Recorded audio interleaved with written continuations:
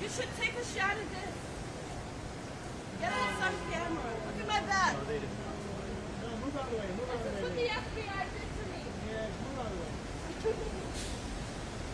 I'm suing the fuck out of him. One guy is obsessed. He keeps coming in my home.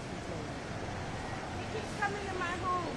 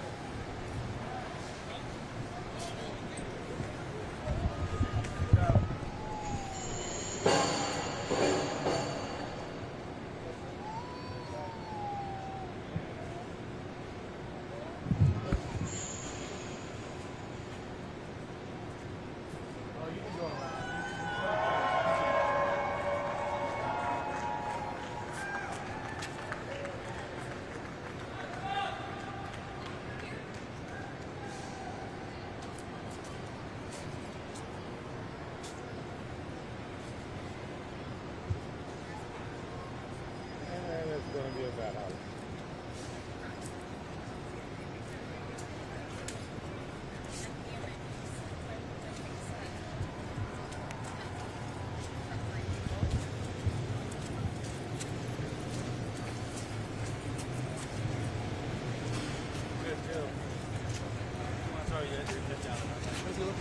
It's like the best way to balance the camera. No, yeah. I didn't see it. I saw the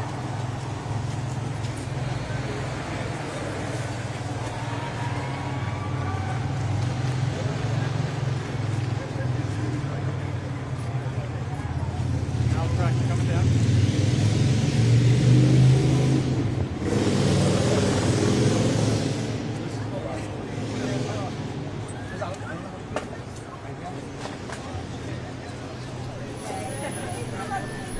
Clear the shot! Clear that! Clear the shot!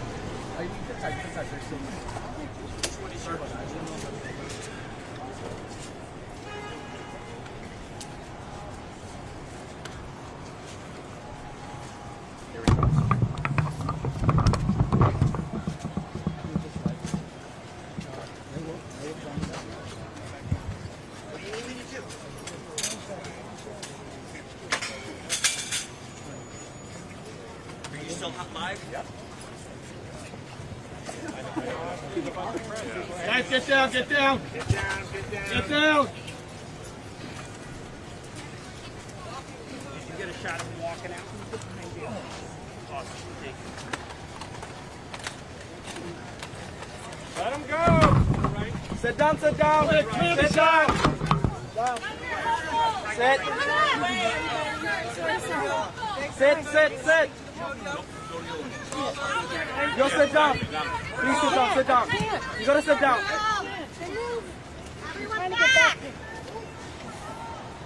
Ma'am, you gotta sit down. You gotta sit down. You're on the stream. You gotta move. Good afternoon. You gotta get down, please. Back. This is a sorry day for New York. This is a sorry. Excuse me, we need to deal with this. Excuse me, please, everyone. We need to deal with this situation.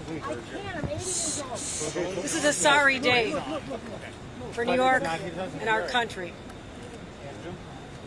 I was literally walking the streets of Little Haiti to try and bring some comfort to a community that's under siege with a travel ban and losing their legal status. The streets were empty. People are scared. Businesses are concerned about their future. And that's when I got word of what had happened to my colleague in government, our comptroller, Brad Lander. The video is shocking. I knew I needed to come down here immediately and check on his whereabouts and do what I could to intervene. I'll let Brad speak about his experience. But to my knowledge, the charges, there are no charges. Charges have been dropped. He walks out of there a free man. But here is, well, while that is a positive outcome in a very high-profile case, we're also concerned about those that are walking out of this courthouse taken away from their families. They don't have the attention. They don't have the lawyers. And that's why the state of New York is providing $50 million to cover legal services for people who are finding themselves in this situation. We continue to do what we can to support the communities and the immigration coalitions and thank them for their work that they're doing at this time. It's hard to see these people, to know their stories, to hug them, to know they've been separated from loved ones. I just want to say we're a better country than this. We're a far better country than what we're experiencing. This is New York.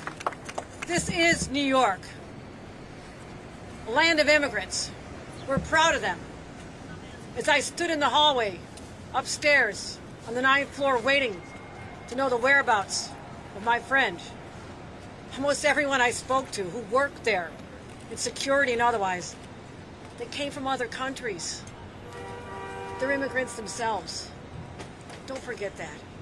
Don't forget that. Ladies and gentlemen, I present our comptroller, Brad Lander. I want to thank the governor, and I want to thank Immigrant ARC, the organization that I was volunteering with today, and all the other volunteers that are here. I'm New York City Comptroller Brad Lander, and I'm happy to report I am just fine. I lost a button. But, you know, I'm going to sleep in my bed tonight, safe with my family. I'm grateful to hear that the charges are not being brought, but if they are, I've got a lawyer. I don't have to worry about my due process rights.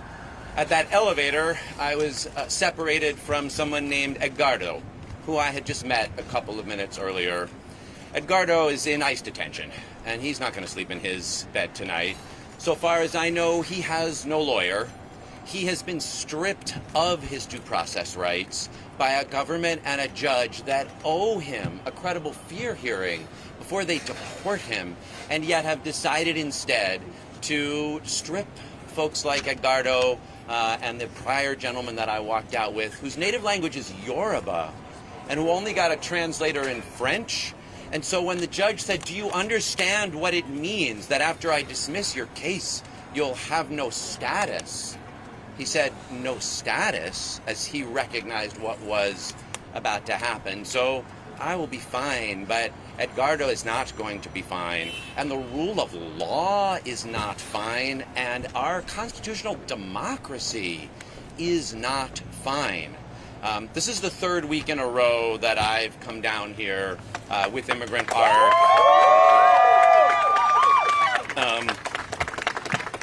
to accompany families out of this building. And before today, I had walked 4 families out, all of whom were afraid that they were going to be detained by ICE agents, and yet who were able to walk out of the building, even though they had had their cases dismissed and are subject to expedited removal, but were nonetheless able to get out of that building and at least get back to their kids, get back to their families, try to figure out what's next. Today, Meg, I really want to say a big thank you to my wife, Meg, who was here with me doing it. Meg and I were able to walk out a family of 4 beautiful, what, did you get their names? No, so 4, like a mom, a dad, a 5-year-old, and a 4-year-old. Beautiful kids. Meg's Spanish is a lot better than mine, so she took their names. They have 1 week. The judge gave them 1 week to come back and talk about why they fear being deported to their country. And so we're certainly going to follow up with them. We got their number and are going to make sure that at least they get as much help as we can provide, as New York City, as New York State can provide to help them avoid being separated or being detained. But then when we went back upstairs, again, we had these next 2 cases, this Yoruba gentleman and then Edgardo, who we just tried to walk out of the building, and I think you saw the video. All I tried to do was just hold Edgardo's arm and ask the ICE agents, do you have a warrant? And they would not show me the warrant, and I said I'd let go of his arm as soon as they showed it to me, and they did not show it to me, and you saw what happened. I will say they treated me just fine after that, and it is true, Governor, you know, as you just said, that the 2 ICE agents who detained me, one is a Pakistani Muslim immigrant who lives in Brighton Beach, and the other is an Indo-Guyanese gentleman who lives in South Ozone Park. This is what New York City is. It is the greatest immigrant city that the world has ever known. And we are not going to allow Donald Trump to wreck the rule of law, to deny people due process, and to turn our country into something that doesn't meet its obligations under international law. And so I just engaged in that tradition of accompaniment, of trying to bear witness, of trying to walk peacefully with someone, of trying to make sure that the rules are followed, and that we would know what their badge numbers were, and that we would be able to see the judicial warrant before he was detained, because we don't know where Edgardo is now. No one is able to be in touch with him. And our country is better than that. Our country is better than that. In the room where I was detained, there are posters on the wall, you know, like you have in the store where it says, make sure you're being paid $7.25 an hour. And on the wall of the poster it says in English, are you detained and separated from your children? And it says in Spanish, está usted detenido y separado de sus hijos. Like, that's what's on the walls of the detention room in this building. We are normalizing family separation. We are normalizing due process rights violations. We are normalizing the destruction of constitutional democracy, and we're not going to stand by and let it happen. This city, 8 million New Yorkers, 40% of them, themselves immigrants, themselves foreign-born, like those 2 officers. 50% of New Yorkers live in mixed status households, including 1 million children. That is the future of our city that we are fighting for, and I was proud to be out here with Immigrant Arc. I will keep coming back. I do want to say, you know, I am grateful to the governor for coming. I'm grateful to all of you for being here. I believe it is important to show up and bear witness and accompany people, and to do it in the tradition of nonviolent witness. We are not going to give Donald Trump and his goons any excuse for ratcheting up conflict or violence. It is possible to show up and protect New Yorkers and protect people who have the right to seek asylum and insist on due process, and do it in the best traditions of nonviolent witness, and show that this city, the greatest immigrant city the world has ever known, the city with that statue out in the harbor saying, send me your tired, your poor, your wretched masses yearning to breathe free, that we will do it in a way that honors that statue, that honors our traditions, that shows what New Yorkers look like. Thank you all very much for being out here.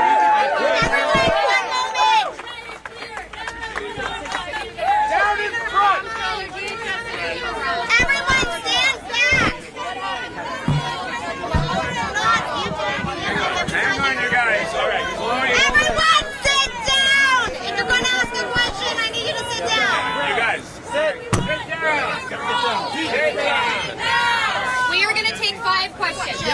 Brad, will you be back tomorrow? I'm Will you gonna come? pull on the question people, and you know I'm a fair person. Henry. All right, you see, we're navigating between the office side and the campaign side here. We got all our teams on the ground, so let's try to do this calmly. I saw Univision in the back. Anyone? Are you gonna ask a question? Going once, going twice. He's not paying attention. I will do Henry. Brad, thank you. Will you be back here tomorrow or in future days? I absolutely will be back here. And I would urge others to do it as well. You know, I think people are looking. I was proud to be out within the No Kings March with, I don't know, 75,000 people we had out this weekend. And a lot of people asked, what more can we do? And I think showing up to bear witness and accompany is one important thing that all New Yorkers, or many New Yorkers, could do. And I will be doing it again. I didn't have my phone upstairs while I was detained, so honestly I have no idea what my schedule is and when. But yes, I guarantee you I will be back here. Brad, the governor mentioned right at the top that they're not pursuing charges or they've dropped the charges, but what DHS put out was that you put your hands on a federal officer and you were being charged with obstructing justice. Seriously? So, I wonder what your response is to the way DHS characterized it for 4 hours before you came out. I mean, so I have not seen, literally, I didn't have my phone, and I literally just walked out of the building, and I haven't had a chance to read one thing. I do know that while I was in there, Meg got me a lawyer, and so, but I mean, I take it seriously. It's like, I know I'm going to have due process. I mean, I don't know. I trust that, the governor said that they informed her that the charges are being dropped. I don't know because I haven't, seen or heard any information. That's exactly what they said. Okay, I'm reading it. I said you assaulted an officer. I mean, you guys all saw it on video, so you know exactly what happened. And I think probably on advice of counsel, I will not characterize the events. But I certainly did not assault an officer. I engaged anyway. So, but I guess I just think here's the thing. Like, I know I will have due process, and I will have a good lawyer, and my rights will be protected. But Edgardo has no due process rights and no lawyer, and is going to sleep tonight in God knows where, in an ICE detention facility. And so is the name of the guy beforehand, Fak? What was his name, do we think? Zed. Zed the same, and you should have seen it. I mean, Courtney was in the room when they told Zed in French, though his native language is Yoruba, that, the dismissal of his case meant he had no status. And I think he asked back in French, what do you mean I have no status? Why? And he's not going to have a lawyer, and he's not going to have due process, and that's why I was here. And I'll certainly defend myself in court if DHS pursues charges. But what this is about is making sure that everybody has an opportunity to have a lawyer, to have their due process, and defend themselves in court. Matt Shrivelin Nadler. Hey, 5 fellow mayoral candidates came here within 90 minutes of being arrested. I thank all of them. What does that say about the tenor of the mayor's race? That here we are, voting has already begun. We're a week from the election, and people are racing down to your fence. Was one of them Andrew Cuomo? Imagine that. Look, I mean, this is a critical time to have a mayor who will stand up to ICE and stand up to Donald Trump and insist on due process and the laws of this city. This is a sanctuary city. I was proud to co-sponsor those laws, and I'm going to show up and defend them. And partly why I'm running for mayor is that New Yorkers deserve better than a mayor like Eric Adams, who sold New Yorkers out in a deal for his own pardon with Donald Trump. And New Yorkers deserve better in a mayor than Andrew Cuomo, who on that debate stage last week, when I asked him, why did you deny those immigrant subway cleaners who risked their lives during COVID the prevailing wage and the health care they deserved, all he could think about was, hey, were they, and I couldn't believe he called them illegal. And you could tell in his head all he was worried about was, would it reflect badly on him? And what New Yorkers are deciding right now is, will we have a mayor who stands up for the traditions of this city, who protects immigrant New Yorkers, and who protects all New Yorkers. I am very grateful to the other mayoral candidates who came out here to call for my release, to stand up for those traditions, and I really hope New Yorkers will elect one of us. So Brad, Courtney right here. Brad, there are a lot of people who are going to say that this was a political stunt. I mean, I can recall back to 2013 when Bill de Blasio was arrested outside the mansion that helped propel his mayoral campaign. Do you think that this is going to give you some sort of boost? And what do you think? What do you say to people who think that this is just some sort of stunt? So first, I'll just say this is the third week in a row I've showed up, and the reason I started coming, we've got Murad Awadeh from New York Immigration Coalition here.